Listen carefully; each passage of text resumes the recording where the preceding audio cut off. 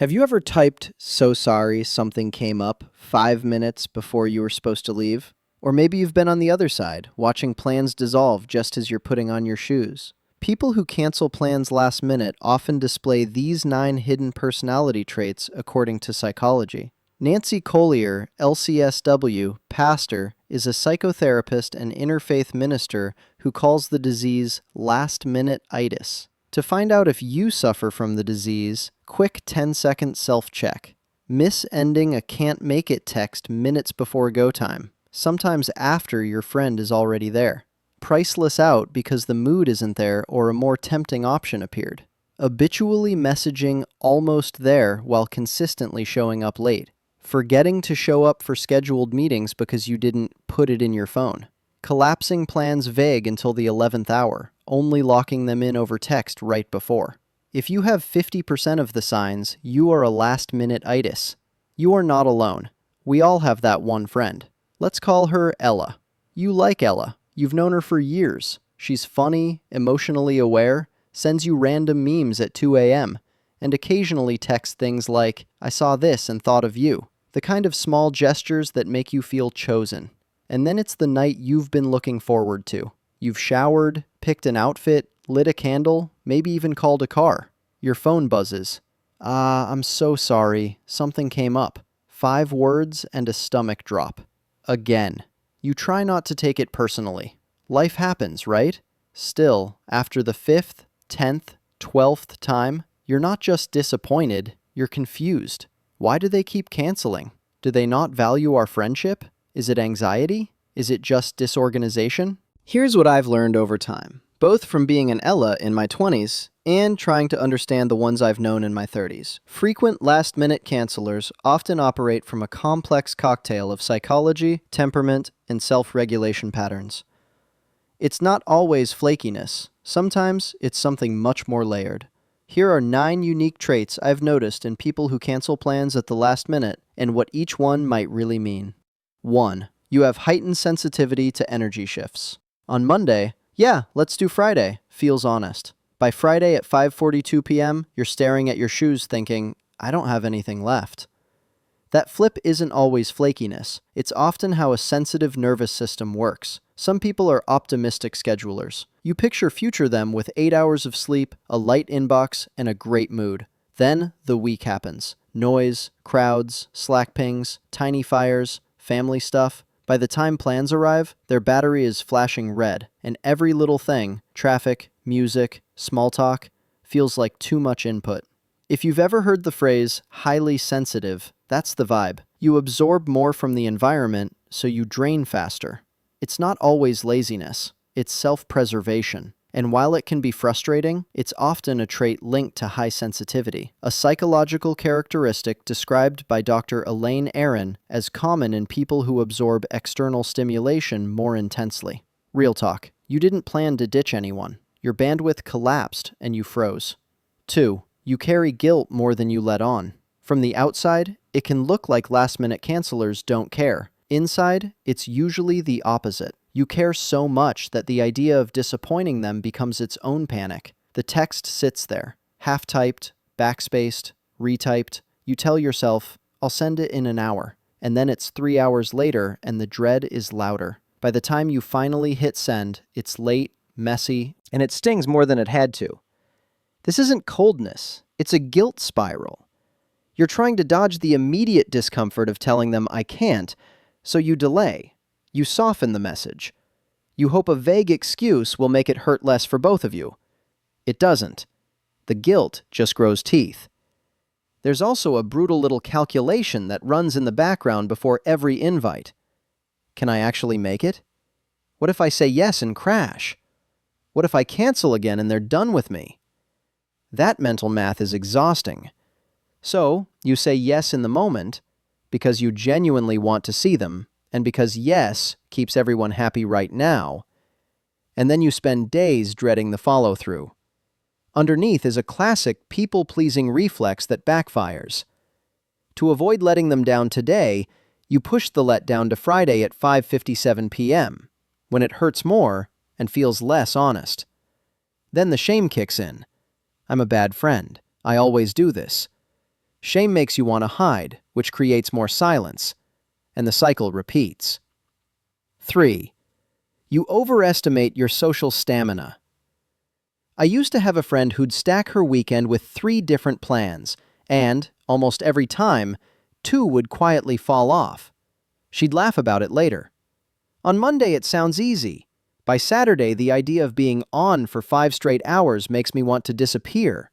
This is a common trait among introverts, ambiverts, and people with social anxiety. The fantasy of connection feels amazing. The fuel to pull it off is smaller than you expect. Early in the week, future you looks rested, caught up on emails, and somehow extroverted. Then real life happens. Work noise, tiny fires, sleep debt. And by the time the plan is close, your nervous system is blinking red. How it usually unfolds. Say yes in a hopeful mood, because your desire to see them is real. Watch your energy leak across the week. Hit the day of wall, feel the dread spike, and back out to protect what's left in the tank. It's not flakiness so much as a forecasting glitch. The brain is bad at estimating how much energy social performance takes. Small talk, crowded rooms, reading the room, staying on. For sensitive people, that load is higher. Even simple hangouts come with aftercare. Decompression time, quiet, sleep. If there's no buffer, your body slams the brakes for you. A few tells you're dealing with, or are, this person. You double book or stack plans to make the most of the weekend, then crash. You need a recovery day after one long event. You prefer shorter 60 to 90-minute meetups but feel guilty suggesting it. You bail more when the week was loud. Back-to-back meetings, crowded commutes, family stress. What you're learning, slowly. It's not about being antisocial. It's about respecting your energy rhythm and making fewer, more meaningful commitments.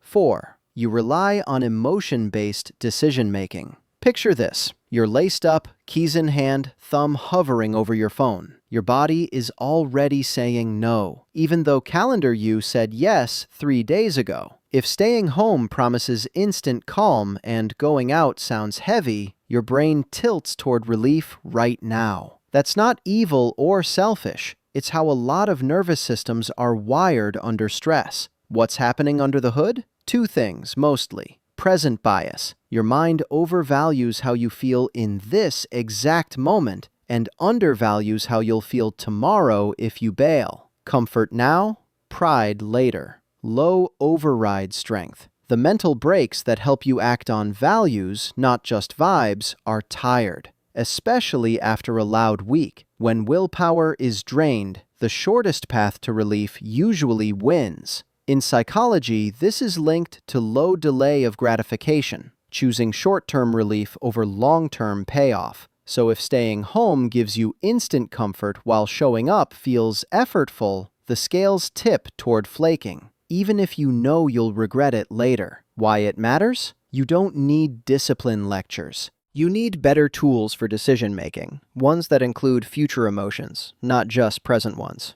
Contrasts 5. You struggle with time perception and planning. Some cancelers live in what I call calendar denial. You agree on the spot without checking anything, stack 2 invites on the same evening, or genuinely forget you said yes. It isn't malice. It's a brain that treats dates like soft suggestions until the moment is right in front of them. Under the hood, this often looks like a scattered attention style, common in ADHD profiles, and also in highly creative, overcommitted people. The mind locks onto what's urgent or interesting right now. So Friday at 7 doesn't register as real on Tuesday. Then the day arrives, the reminder pings, and the plan finally lands with weight. Suddenly it feels like a disruption, not a commitment. Cue the scramble. How it plays out in real life. You say, "Sounds great," in the group chat, then realize 2 days later you already have a thing. You remember the dinner only when your friend texts, "Leaving now." You underestimate how long everything takes. Shower, parking, drive time. So you're late before you've even left. "I'll put it in my phone later" equals it vanishes into thin air. When your week gets crowded, the oldest plan is the first to slide, because it feels the least visible. What's happening under the surface? It's not about disrespect. It's about how your brain holds or fails to hold time. And unless you build better structure, you'll keep scrambling. 6. You associate plans with pressure. For you, a simple hangout doesn't feel simple at all. It feels loaded. What looks like grab a coffee lands in the body like a test. Will I say the right things? Do I look okay? What if I'm off tonight? Will they notice? Will I be enough? That little performance reel starts early in the week and gets louder as the day approaches. By the time you're lacing up your shoes, the noise is deafening, and canceling feels like the only way to make it stop. This is common if you have high social self-consciousness, a trait often linked with past experiences of rejection or masking in social groups. If you've been rejected, judged, or spent years masking to fit in, you often carry a hyper-awareness of how you come across. Plans don't read as casual. They read as pressure. What others won't see? Your spiral. What they will see is the polite cancellation message. What they might not guess is that it took you 2 hours to hit send. Old memories, being teased, feeling too much or not enough, start whispering. Your body goes into protect mode. If I cancel, the pressure ends right now. 7. You crave control over the setting.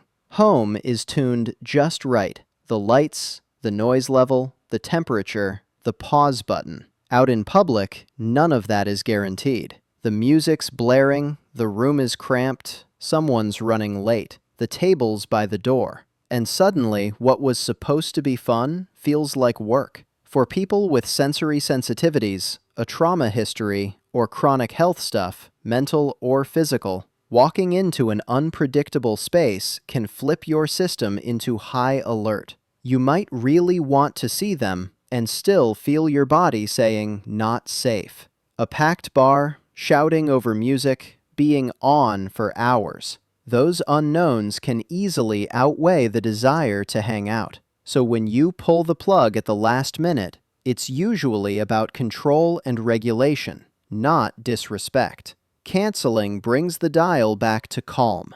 Lights down, volume down, heart rate down. How it tends to play out. You say yes on Tuesday, hopeful, rested, optimistic. By Friday, the what-ifs pile up. Noise, crowds, parking, seating, how long it'll run. Your body hits the brakes. Text sent, plans off. Relief first, guilt second. What this means: you cancel to stay in control, to stay safe, and sometimes just to stay regulated. 8. Flaking gives a dopamine hit. Seriously. This one's wild, but true. Believe it or not, sometimes canceling plans can trigger a mini dopamine release. That moment of, I'm free now, hits like a reward, especially if someone was dreading the event. The second you hit, sorry, can't make it, that wave of relief, finally, I'm off the hook, registers like a reward. If you've been dreading the plan, that freedom rush lands even harder. Do it a few times, and your brain starts wiring, cancel equals feel better now. That's a habit loop in the making. At that point, flaking isn't only about dodging discomfort. It quietly becomes something you anticipate because the payoff, immediate relief, shows up right away. It's tricky to spot in yourself, but here are some tells. You feel an immediate mood lift right after sending the text. Lighter, even a little giddy. You catch yourself checking in with your body for that relief before you've even typed the message. You start mentally scanning for acceptable reasons to cancel, almost like you're negotiating with yourself to earn the hit. 10 minutes later, the high fades, and a familiar aftertaste shows up. Guilt, shame, or, I did it again. If that sounds familiar, you're not broken. You're human. Your brain is just choosing fast relief over slow reward, connection, trust, momentum. You can unwind the loop without white-knuckling it. How to break, or soften, the dopamine spiral. Delay the send by 15. Set a timer for 15 minutes before you hit cancel. If, after the timer, you still need to bail, fine, own it. If you feel oddly upbeat or energized post-cancel, you might be riding that dopamine spiral. 9. You're often deeply thoughtful, even if it doesn't look that way. Here's the curveball. A lot of chronic last-minute cancelers are incredibly tender people. You feel deeply. You're the one who really listens, who clock their birthday without a Facebook nudge, who show up with their favorite snack because you remembered an offhand comment months ago. The inconsistency usually lives in logistics, not in love. It's not carelessness, it's complexity. When your emotions run high or your nervous system tips into overload, the follow-through is what buckles first. So yes, it stings when plans fall apart, but it's rarely a sign they don't matter. So, do you keep making plans? That comes down to your bandwidth too. If the last-minute changes are wearing them down, say so, kindly and clearly, as a boundary, not a blow. Try something like, I really care about you and want to spend time together. It's tough for me when plans fall through. Could we set this up in a way that works for both of us? From there, experiment. Keep it spontaneous. Are you free tonight? Instead of booking 2 weeks out. Shorter windows. 60 to 90 minutes beats a 4-hour hang. One-on-one over crowds. Quiet spots over loud rooms. Day of check-ins. Confirm by noon or auto reschedule. No guilt. Offer a soft opt-out. If you're fried, we can move it. No hard feelings. The key is mutual respect. Their nervous system matters. So does your time. If both can be honored, the connection can deepen. Final words. I used to bail all the time. Not because my friends didn't matter, but because I hadn't figured me out yet. I didn't know how to pace my energy, keep my calendar honest, or say where my line was before I crossed it. With time, I learned to say no earlier, to put fewer things on the calendar, to tell the truth about my capacity before it snapped. That one shift, honesty up front, saved a lot of last-minute apologies.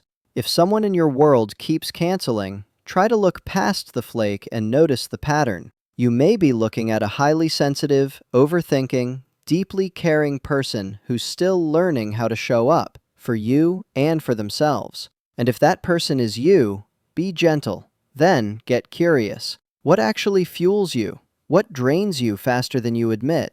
The goal isn't just to keep every plan. It's to make plans that fit the version of you who genuinely wants to stay.